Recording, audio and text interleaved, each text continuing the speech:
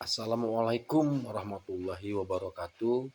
Nama saya Dedi Irawan dari SD Negeri 050676 Kebun Balok, Kabupaten Langkat, peserta Diklat BCKS di Kabupaten Langkat.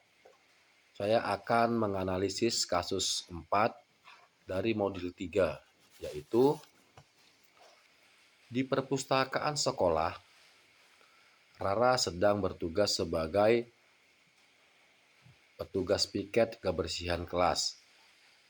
Saat sedang merapikan meja, ia menemukan sebuah dompet berisi uang di bawah kursi. Tanpa berpikir panjang, Rara mengambil dompet tersebut dan menyimpannya di tasnya. Menganggap itu adalah rezeki nomplok karena tidak ada orang lain yang melihat. Beberapa saat kemudian, terdengar pengumuman dari Bu Sri, guru pustakawan, bahwa Nina, salah satu siswa kelas lain, kehilangan dompetnya saat membaca buku di perpustakaan. Tari yang kebetulan berada di perpustakaan sejak awal melihat jelas Rara mengambil dompet tersebut dan memasukkannya ke tas. Kini Tari menghadapi dilema. Di suatu sisi, ia tahu bahwa dompet itu milik Nina dan kejujuran adalah nilai yang harus ditegakkan. Di sisi lain, Rara adalah sahabat dekatnya yang sering menolong dalam mengerjakan tugas dan berbagi bekal setiap hari. Jika Tari melaporkan hal tersebut atau menegur Rara, besar kemungkinan hubungan mereka akan rusak dan Rara tidak akan bersikap baik lagi kepadanya. Itulah kasus 4. Baiklah, saya akan mencoba menganalisis kasus 4 dengan 9 langkah-langkah. Pertanyaan: bagaimana seharusnya Tari menyikapi situasi tersebut? Petunjuk penugasan: 1. Lakukan analisis 9 langkah pengambilan keputusan dengan menjawab setiap pertanyaan dari setiap langkah berikut.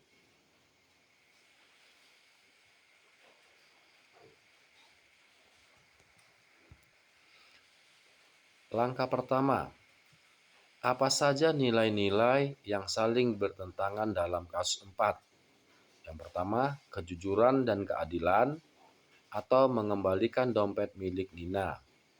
Kedua, loyalitas dan persahabatan atau menjaga hubungan baik dengan Rara.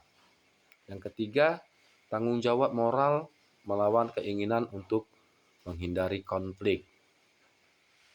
Jadi selanjutnya langkah kedua, siapa saja yang terlibat dalam situasi pada kasus 4? Jawabannya, yang pertama, Tari, saksi kejadian dan teman dekat Rara. Selanjutnya yang kedua, Rara, yaitu yang menemukan tetapi menyimpan dompet milik orang lain. Selanjutnya yang ketiga adalah Nina. Nina pemilik dompet yang kehilangan barangnya. Selanjutnya Bu Sri. Bu Sri itu merupakan guru pustakawan yang bertanggung jawab atas situasi di perpustakaan tersebut. Dan yang terakhir yaitu lingkungan sekolah secara umum yang perlu menjunjung nilai kejujuran. Langkah ketiga yaitu fakta-fakta apa saja yang relevan dengan situasi pada kasus 4. Jadi fakta-faktanya yaitu Nina menemukan dompet di perpustakaan saat piket. Dan Rara menyimpan dompet tersebut tanpa berusaha mencari pemiliknya.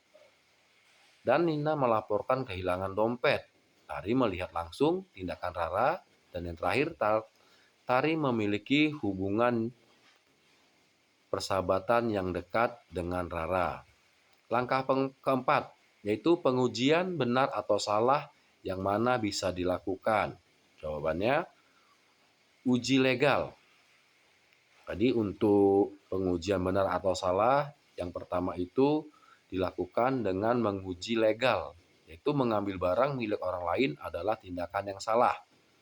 Uji regulasi sekolah. Nah, sekolah memiliki aturan kejujuran dan etika. Selanjutnya, uji publikasi.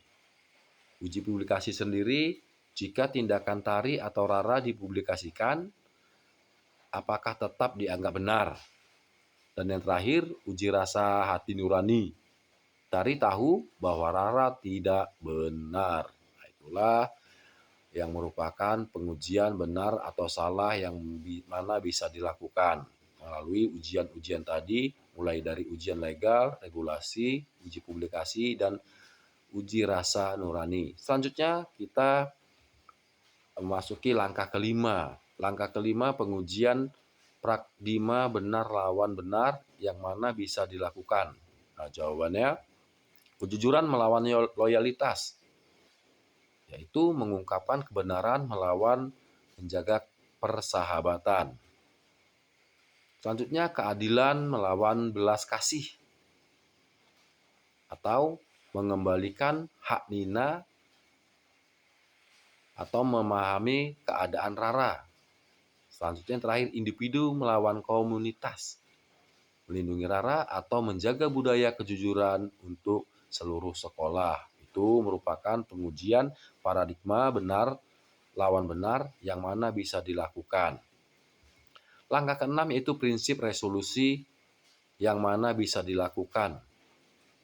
Jawabannya prinsip berbasis alur, rule based thinking, atau mengembalikan barang temuan adalah kewajiban moral ataupun aturan sekolah. Prinsip berbasis hasil atau based thinking, yaitu kejujuran akan membawa kebaikan jangka panjang bagi lingkungan sekolah. Selanjutnya prinsip berbasis kepedulian atau care basis thinking, mengembalikan keputusan yang benar sekaligus tetap mempertahankan perasaan Rara. Selanjutnya langkah yang ketujuh adalah opsi lain yang lebih kreatif, adil, dan bijaksana yang bisa dilakukan. Jadi, Tari dapat mengajak Rara bicara dengan pribadi, menjelaskan bahwa ia melihat kejadian itu, dan mendorong Rara untuk mengembalikan dompet dengan sukarela. Selanjutnya jawaban yang kedua, Tari dapat menemani Rara untuk menyerahkan dompet itu ke Bu Sri. Agar apa? Agar Rara tidak merasa sendirian. Dan yang terakhir, Tari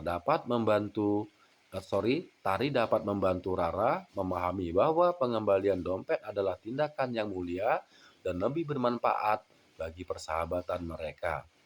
Selanjutnya langkah yang kedelapan yaitu apa keputusan akhir yang ibu bapak ambil sesuai dengan analisis kasus 4. Jadi di situ keputusan akhir dari saya yaitu saya memutuskan bahwa Tari harus mendorong Rara untuk mengembalikan dompet tersebut secara jujur kepada Bu Sri atau langsung kepada Nina.